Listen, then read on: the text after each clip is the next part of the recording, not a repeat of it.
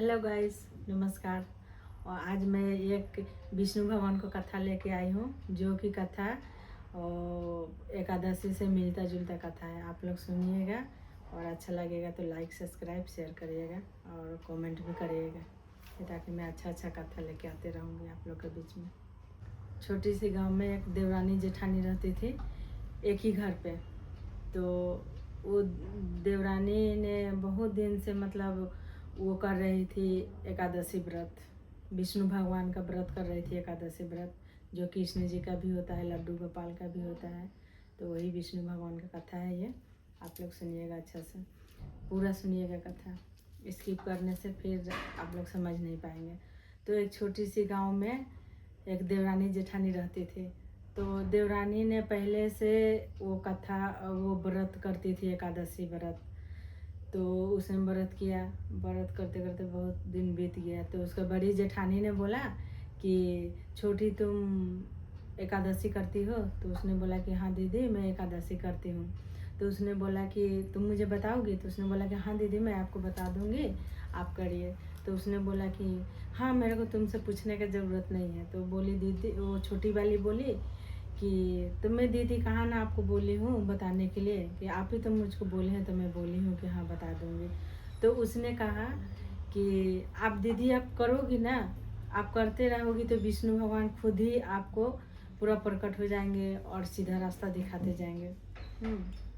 तो उसने कहा छोटी वाली को, हाँ तू बड़ी आई है मुझे बताने वाले, चल चल तू तू ऐसा नहीं है ना कि तू करती है तो तू सब चीज़ जानती है, बोल रहा। तो मुझे ना तेरे से पूछने का ज़रूरत नहीं है। तो फिर एक दिन बीत गया समय, फिर एकादशी आया। तो उसने कहा, छोटी वाली बोला कि दीदी आप एकादशी व्रत करोगी? तो उसने बड़ी वाली बोला छोटी वाली को कि नहीं नहीं, मैं नहीं करूँगी, जाओ तुम, मेरे को करना होगा तो मैं कर लूँगी। तो उसने बोला ठीक है दीदी, मैं तो करने वाली थी इसलिए मैं आपसे पूछने आई हूँ। ठीक है दीदी, वो आपका मन। फिर वो बोलकर वो चली गई अपने घर, अपने रूम पे चली गई। चलने जाने के बाद में फिर वो क्या कि बहुत देर तक बड़ी वाली सोच रही है कि ये छोटी वाली को हर चीज़ आता है, करते करते ये तो सब चीज़ जान गई है, पूजा पाठ के नियम भी जान गई है, और देखती हूँ इसको हर चीज़ मतलब जो मांगती है इसको मिल जाता है। मैं भी करूँगी, मैं भी करूँगी, पर इसको मैं बताऊँगी नहीं। तो ये क्या कि छोटी वाली जब सोने गई तो सोच रही है कि दीदी मेरे को बोली थी करूँगी और अभी बोल रही है नहीं करूँगी, तो दीदी को तो आता नहीं है, अगर करती तो हम लोग एक ही साथ कर लेते दोनों। तो फिर इसने क्या सोचा कि मैं फिर जाके बता देती हूँ। फिर बोली कि नहीं, मैं नहीं जाऊँगी बताने, दीदी को बुरा लगेगा कि हाँ बहुत गुणवान बनी है बोलकर। तो इसने बोला कि ठीक है, मैं नहीं जाऊँगी, मैं खुद ही कर लूँगी व्रत। तो छोटी वाली तो पहले से करती थी, तो करते करते तो इसका ऊपर में भगवान आकर्षित हो गए थे। तो कहते हैं ना कि भगवान का जो करने लगता है तो खुद ही भगवान राह दिखाते हैं। तो वही इसको छोटी वाली को राह दिखा दिए थे भगवान। तो कर रही थी अपना, अच्छा से कर रही थी। बड़ी वाली ने क्या कि इसको बताया नहीं छोटी वाली को। और नेक्स्ट दिन वो क्या कि जब नहा खाने आया तो वो खुद ही मतलब वो करने लगी व्रत, नहा खाई। और नहा खाने में वो बताया नहीं इसको, फिर भी छुपा लिया छोटी वाली से कि हाँ मैं व्रत कर रही हूँ। फिर वो व्रत किया, व्रत करने के बाद में पूजा वूजा किया, जैसे उसको आया उसे पूजा किया।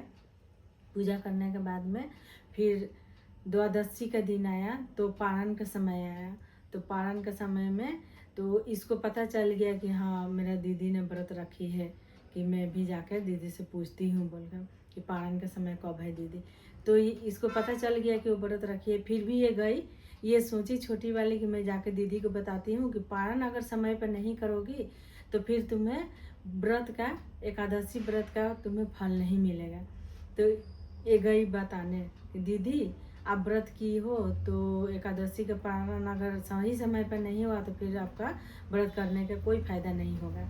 तो आप एक काम करिए, आप सुबह सुबह का समय है 8 बजे का समय, तो आप सही समय पर पारण कर लीजिएगा।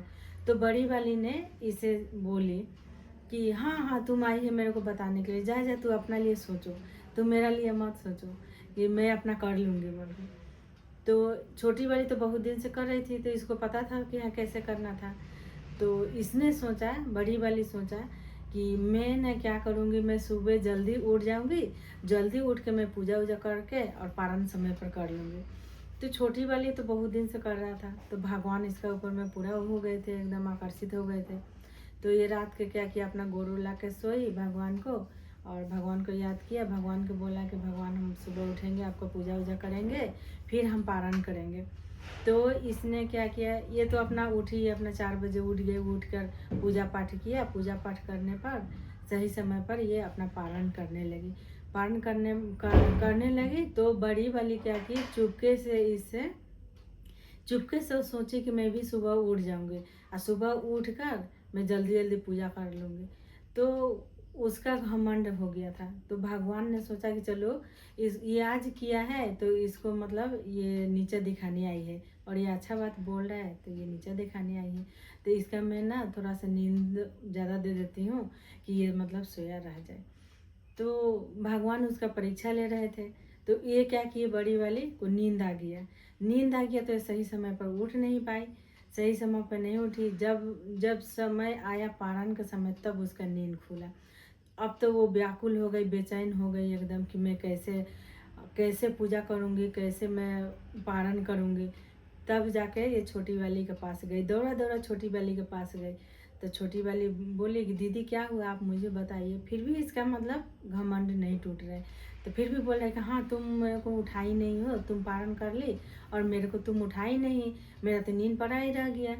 तो इसने छोटी वाली बोली कि दीदी मैं तो आपसे पूछा था कि पारण के समय अगर अच्छा से नहीं हुआ तो फिर व्रत का फल नहीं मिलेगा, तो आप ही ने मुझे कहा था कि हाँ जाओ, बढ़िया ही है, अब तुम सिखाने वाले, तो इसीलिए मैं आपको बोली नहीं। और आप तो सोच रही थी कि मेरे साथ जल्दी उठ के जल्दी पूजा वूजा कर लोगे, आप पारण कर लोगे, तो इसीलिए मैं चुप रह गई, मैं कुछ नहीं बोली आपको। तो आप सोच रहे थे पहले कर लोगे। तब जाके तो इसने बोला कि नहीं छोटी, मेरा बहुत भारी गलती हुआ है, मैंने तुमसे छुपा लिया था। मैं व्रत की थी, व्रत भी किया था, पूजा भी किया था, मैं पारण पारण मेरे से सही समय पर नहीं हुआ, अब मैं क्या करूँगी। तब जाकर तो छोटी वाली क्या की, साथ में गई उसका, साथ में जाकर भगवान जी के पूजा कराया, उसको सिखाया कि आप भगवान को सुमरन करो, भगवान विष्णु को सुमरन करो, कृष्ण भगवान का सुमरन करो, राधे माँ को सुमरन करो, माता लक्ष्मी को सुमरन करो, एकादशी माता को सुमरन करो। सुमरन करने का बाद आप पूरा ध्यान लगाओ, आपका सही टाइम पर सब हो जाएगा। तो ये क्या कि उसी तरह करने लगी, बैठ गई आसन लगा कर और जपने लगी, सब भगवान का नाम जपने लगी कि हे भगवान मैं कैसे करूँगी, मुझे सब चीज़ का राह दिखाइए। तब वो भगवान इसको ध्यान दिए कि तुम्हें तो छोटी वाली बता ही रहा था, पर तू तो अपना घमंड में थी।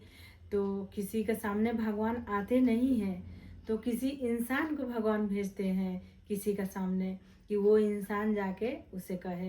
लेकिन कोई भी दुनिया में इतना पापी और अधर्मी, चाहे कोई भी गुणवान व्यक्ति नहीं है कि साक्षात भगवान किसी के सामने आ जाए। हाँ, भगवान आते हैं, किसी के जरिए आते हैं, किसी मनुष्य के रूप धर के आते हैं, किसी भिखारी के रूप धर के आते हैं, वही आके आपको बताएंगे कि तुम ऐसे ऐसे करो। तो उसी के बात मान के करना है। जब पूजा पाठ करते हैं तो बड़े बुजुर्ग रहते हैं तो हम पूछते हैं ना, जितना भी हम गुणवान हैं लेकिन बड़े बुजुर्ग से पूछते हैं कि हाँ कैसे होगा। तो भगवान का रूप में ही बड़े बुजुर्ग बताते हैं कि ऐसे करो वैसे करो।